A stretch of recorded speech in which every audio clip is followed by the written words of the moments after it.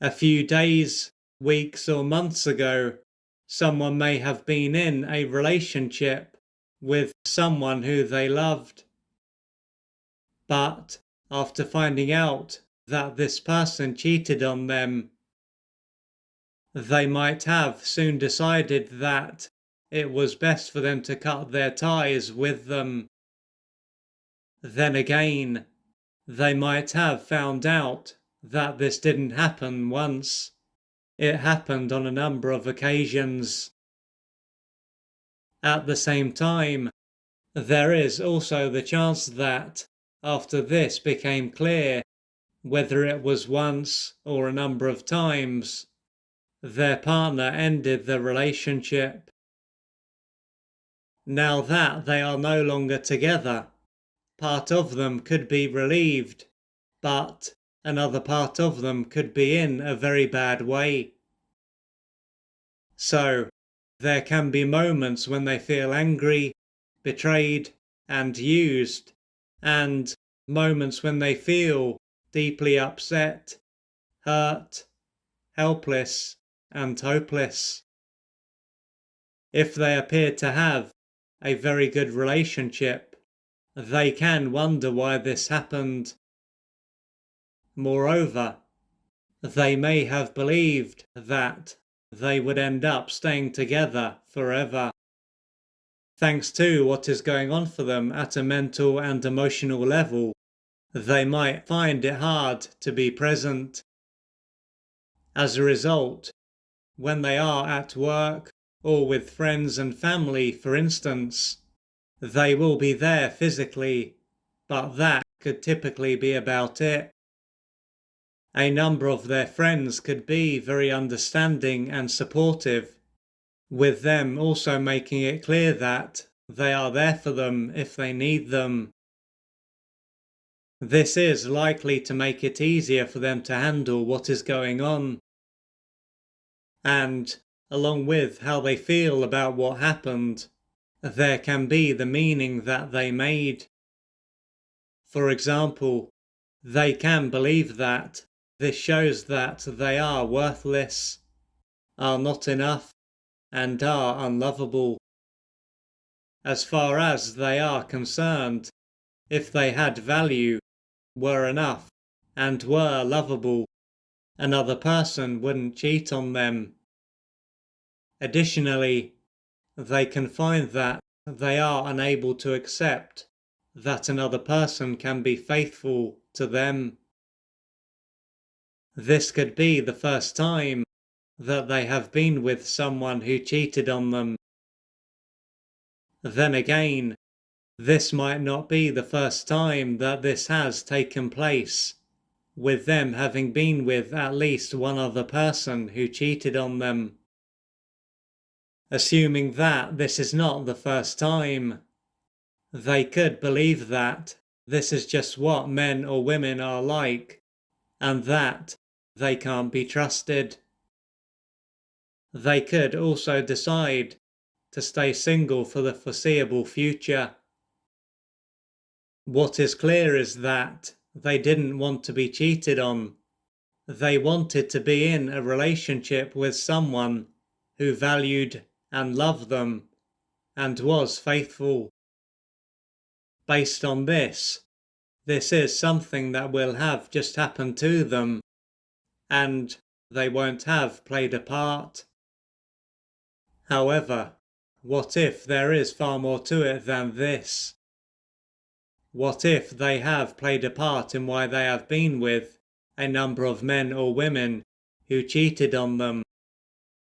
Upon hearing this, they could say that this is not possible, and even believe that they are being blamed for what happened. Yet, what they will need to keep in mind is that they don't begin and end with their conscious mind or conscious sense of themselves. Along with this part of them, there is another part of them, their unconscious mind.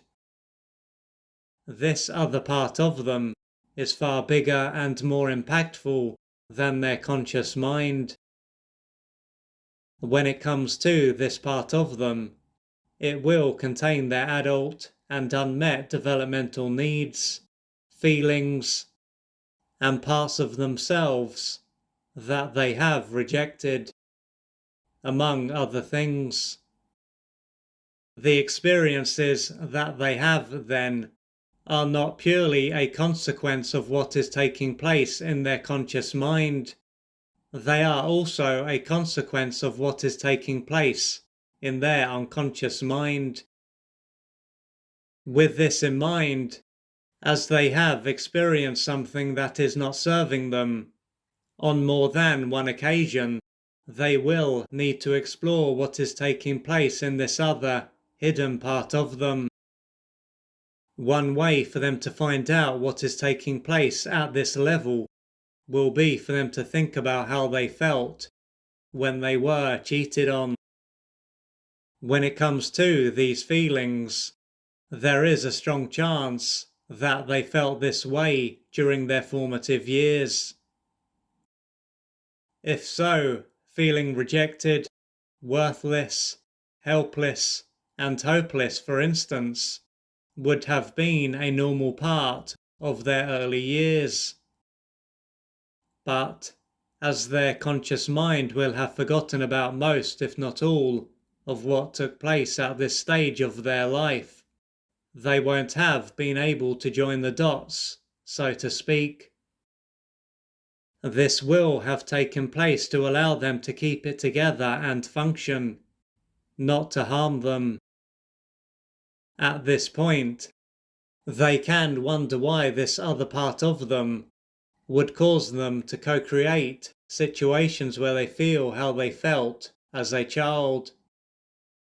As this is how they felt during their formative years, it is likely to show that a number of their developmental needs were rarely if ever met. But even though these needs were not met, they wouldn't have disappeared. No, they would have ended up being removed from their conscious awareness and repressed. And as they were egocentric, they would have believed that if they kept trying, their parent or parents would have finally provided them with what they needed.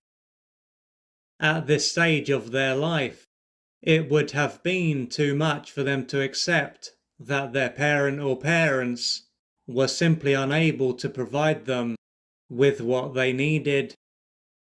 Another part of this is that they would have believed that they were not loved because there was something inherently wrong with them and they were unlovable. Of course, this stage of their life will be over, but a big part of them will still be trying to receive what they missed out on all those years ago. By unconsciously recreating scenarios where they are deprived once again, they will be able to struggle for the love that they missed out on.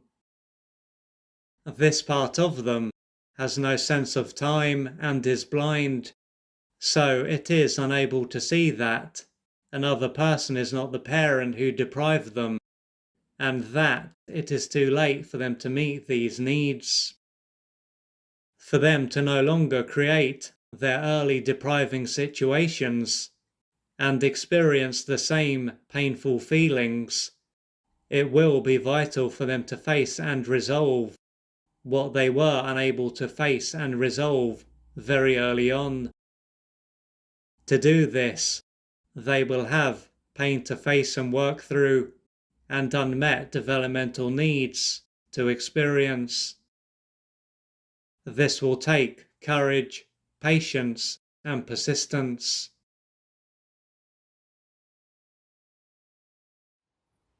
If you would like to find out more about the services that I offer, please go to www.oliverjrcooper.co.uk or email me at info@oliverjrcooper.co.uk, and I'm looking forward to assisting you on your journey.